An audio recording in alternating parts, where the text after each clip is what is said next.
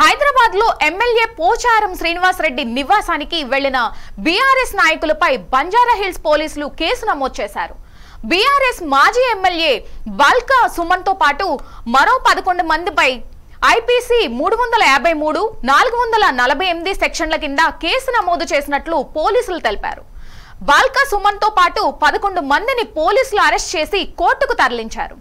BRS నాయకులను కోర్టుకు తరలిస్తున్న సమయంలో బంజారాహిల్స్ పిఎస్ ఎదుట బీఆర్ఎస్ కార్యకర్తలు ఆందోళనకు దిగారు.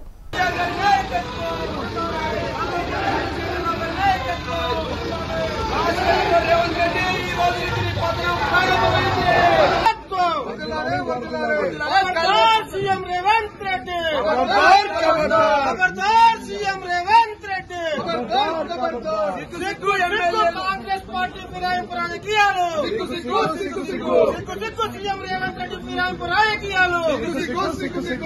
సిగ్గు ప్రభుత్వాన్ని కాపాడడం కోసం బీఆర్ఎస్ పార్టీ మీద కాలు పట్టుకోవడమా.